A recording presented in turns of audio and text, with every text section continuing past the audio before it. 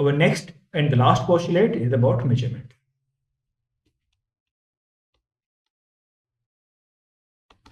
So far we have seen that states are the vectors in the Hilbert space, the observables are the Hermitian operators, the dynamics are given by a Schrodinger equation, which is kind of related to the wave equation. So far, whatever we have studied, whatever the property we have seen or we will see, for example, the superposition of states, the entanglement, which comes with the superposition of states, and some such properties, they can be seen in the classical optics. Classical waves also have superposition property. If we have a couple of more than 1 degree of freedom for a wave, we can probably see the entanglement properties also. What makes quantum mechanics really special is the measurement postulate. So measurement postulate is the most striking thing, which gives us all the advantages and all the mysteries in the quantum mechanics. We see the quantum key distribution gives us really absolute security in the communication because of the measurement postulate. We have quantum advantage because of entanglement, but measurement also plays a very significant role here. Let us say we have a quantum system in the state psi, and we are performing the measurement of an observable A, given by the eigenvalue an and eigenvectors small a. Get an. So we have a setup, measurement setup. Measurement setups do not look like this, how I'm drawing, but this is just a conceptual representation. In this setup, the state psi goes in. It means the quantum particle in the state psi goes in. So we may or may not know what is the state, that is irrelevant, but the experimental setup is designed to perform the measurement of the observable A. Then the outcomes will be A1, A2, A3, and so on, all the eigenvalues. Whatever observable we have in quantum mechanics, when we perform measurement, then eigenvalues will be what we will observe in the lab. And they will occur with some probability. P1, P2, P3, P4. In the sense that if we send one quantum particle, it can click on any of these outcomes. It can fall on any of these outcomes.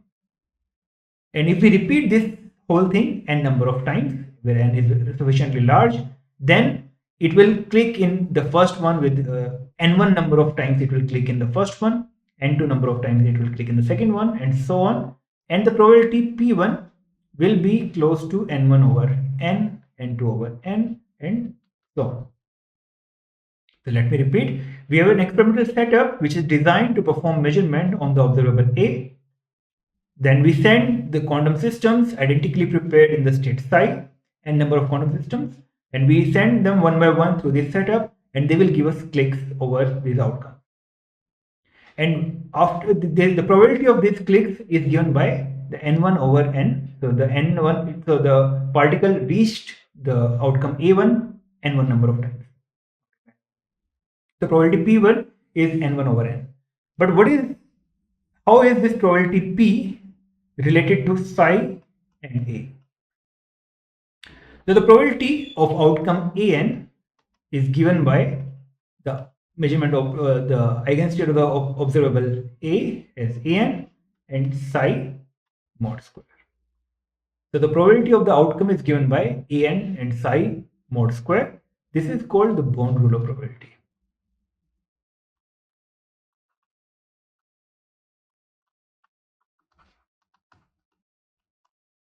This is the first axiom this is the first sub-axiom of the measurement postulate. That the probability in an experiment, the probability of the outcome An is given by the corresponding eigenvectors and psi in a product mod square. Now we can see that sum over n P of An is sum over n An psi mod square. We can write it as sum over n psi An psi, and this is sum over n psi An psi, And since En are the eigenvectors of the normalized eigenvectors of the Hermitian operator A, they add up to identity. So if we take the summation inside, we get psi sum over n En psi, and this is 1. So if we add all the probabilities for all the outcomes, we get 1. This is and this is what any probability distribution should satisfy. Next is the expectation value, the average value of the observable A. And average value of an observable in classical statistical mechanics can be written as sum over n, an, the outcome, times the probability of the outcome, Pn. So this is in the statistical mechanics, this is the probability of an observable, where an is the value of the observable and Pn is the probability of that outcome. Now, if we use the Born probability rule for P of an, then we get sum over n, an, psi an modes. Psi an and an psi mod are same things. And this we can write as sum over n, an, psi an psi. We can take summation and an inside the, we can rewrite it like this. Sum over n, an auto product, psi, and this is the spectral decomposition of the observable A, and we can replace it with A, so we get psi A psi as the expectation value.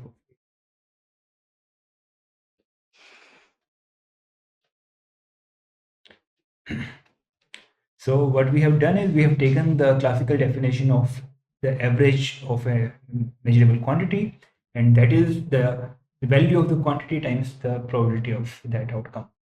And for the probability, we have substituted the Born rule of probability for quantum systems, and we got an expression for the average or expectation value of the observable in terms of the state of the system psi and the operator A. So this is the expression for the expectation value. And with this derivation, you can see that the definition of this expectation value is inspired from the classical statistical average of any quantity. Of course, we can generalize this definition to find the expectation value of A square. So to calculate this thing, first we see that A square is nothing but sum over n, an square, an outer product an. This can be seen by taking the square and realizing that an and an prime are orthogonal vectors. So the average, the expectation value of A square will be psi A square psi, and that will be sum over n, an square p of an. And from here we can calculate something called the variance of A square, that will be A square minus A square, or that is A minus expectation value of A square expectation value, and that will be sum over n, an square p of an minus sum over n, an p of an.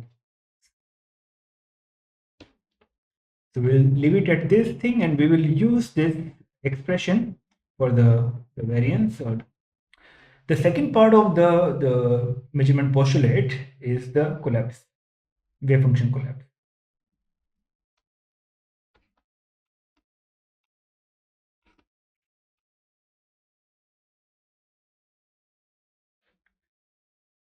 So we have the experimental setup A, we have state psi going in, particle quantum systems in the state psi identically prepared. One by one we are sending them in the setup, and we have clicks in some certain outcomes A1, AN, so with probabilities Pn given by the Born group. What happens to the quantum system after the measurement?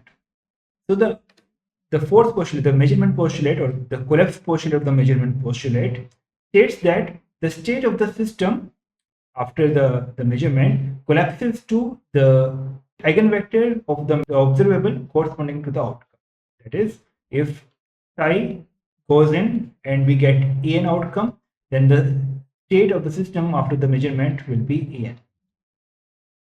So in this way, the process of performing measurement on the quantum system destroys or erases the information of the original state and replace it with the new state, that is the eigenstate of the observable A.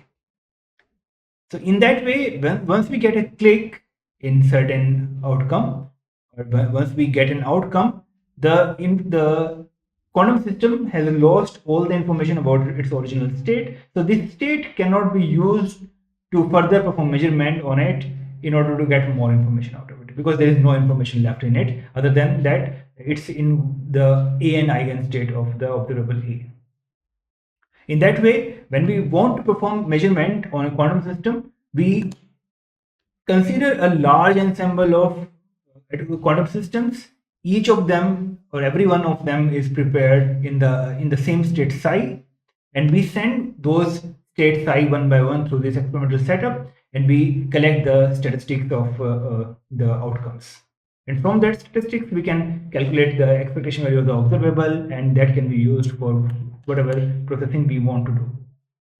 But we cannot use the same, we cannot infer any information from a single quantum system, because once we send single quantum system in the experimental setup, it collapses to one of the eigenstate of the observable, and it has lost all the information about it, and we cannot use it for extracting any more information. So in that way, we cannot get any information out of a single quantum system, because it will just give us one click. It will not give us any probability. It will not give us any information about the state psi. Hence, it is not possible to do any meaningful thing with a single quantum system. So this was the detailed explanation or discussion about the four postulates of quantum mechanics. We will, in this course, we will be coming back to these postulates again and again, and we will be going more and more details and find good applications or interesting applications of these postulates. Our next topic is Heisenberg Uncertainty principle, and this shows a striking difference between classical and quantum world. So in classical picture, whenever we perform a measurement on a system A, and we get certain uncertainty, certain randomness in that system, this randomness does not affect the randomness of any other system under consideration. But that is not true in quantum mechanics.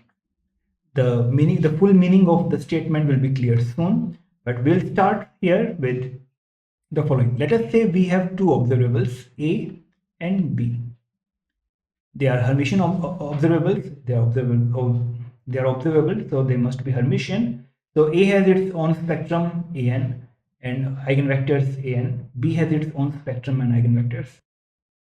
So the uncertainty in A, that is delta A square, which will be psi. So we have a quantum system with these two observable. We have a quantum system with these two observable, and the state of the system is psi. So the uncertainty in A is delta A square. That can be written as psi A square psi minus psi A psi square, or it can be written as psi A minus expectation value of A psi A square psi.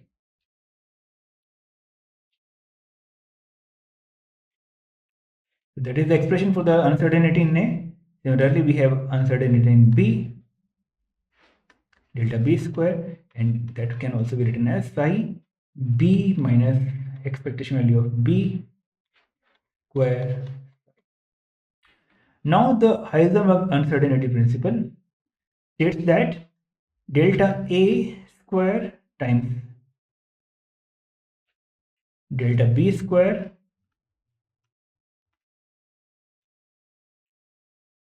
will always be greater than or equal to 1 over 4 times mod A commutator B, expectation value of that.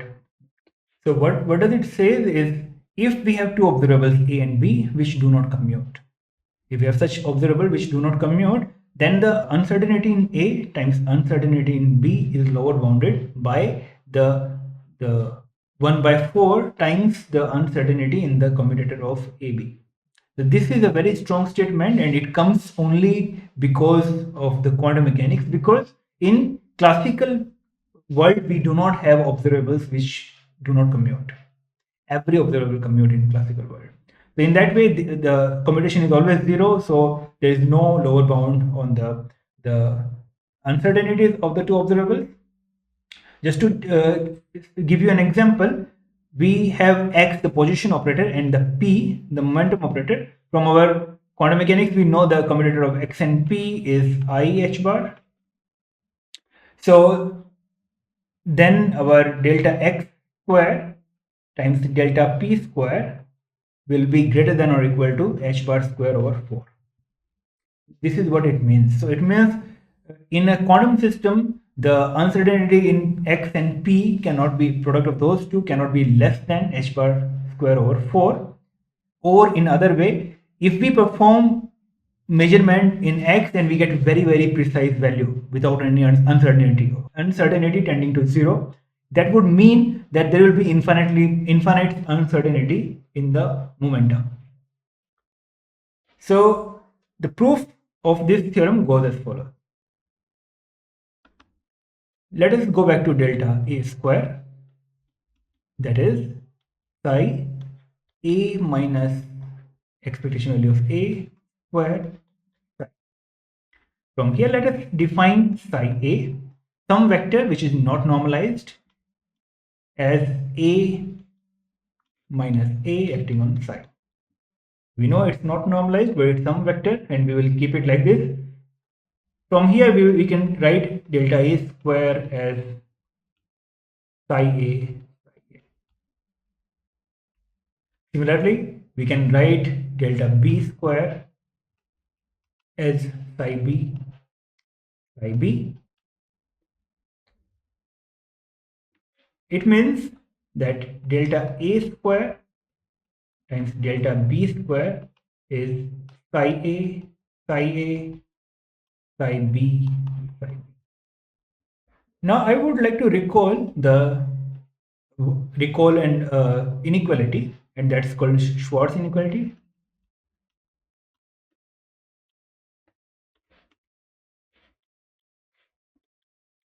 Which says that if we have vectors psi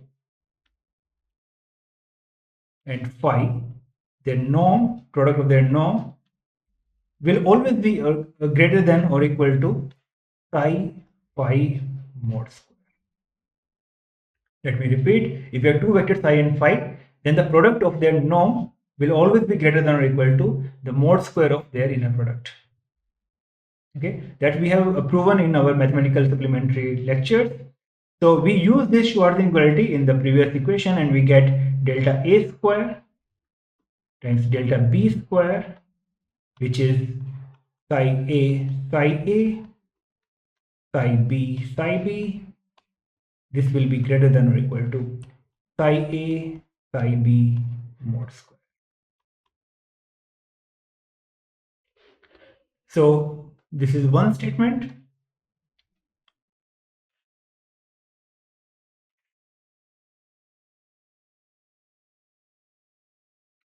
Now consider psi A, psi B. That will be psi A minus delta A and B minus delta B. Not delta A, sorry.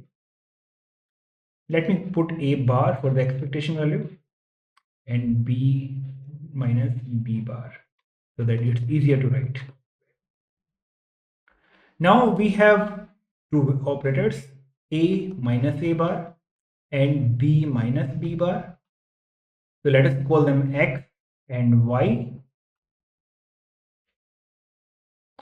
So we are given X, Y product, which we can write as X commutator Y plus X anti-commutator Y over 2. that we can check. XY commutator is XY minus YX plus anti-commutator is XY plus YX over 2 will be XY.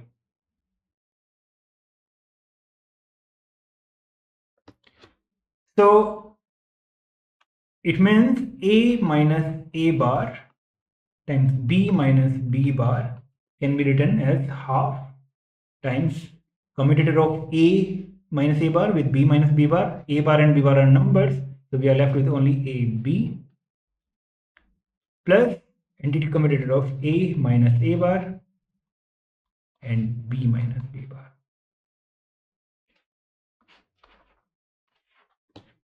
This implies that our psi A, psi B will be half expectation value of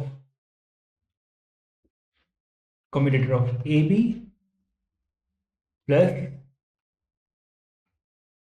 expectation value of anti-commutator of AB.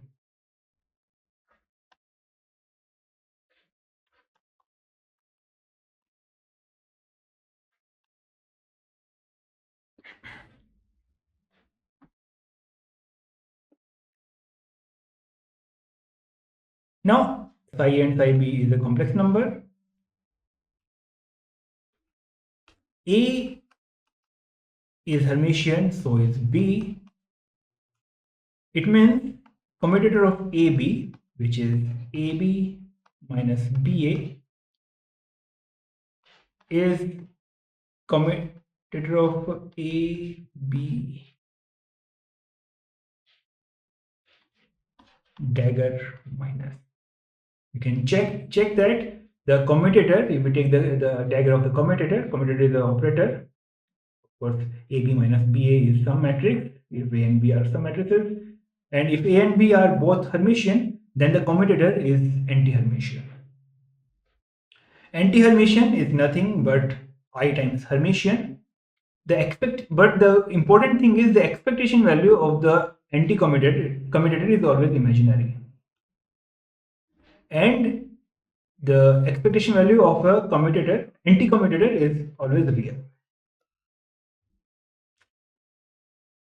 So we can write psi A, psi B as half times some real part plus I times imaginary part.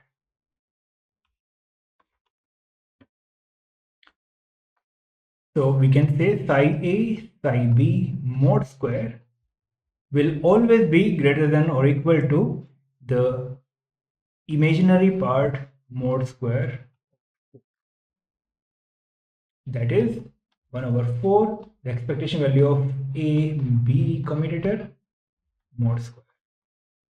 And from our earlier equation we know that the product of the uncertainty delta A square times delta B square is greater than psi A psi B mod square, which is greater than 1 over 2 A B mod square. And this is the proof of the Heisenberg uncertainty principle, which shows that if you have two observables which do not commute, then the product of their uncertainty is lower bounded by their commutator, the expectation value of their commutator. This is a technical statement. What it means is if you cannot measure two non-commuting observables simultaneously with perfection.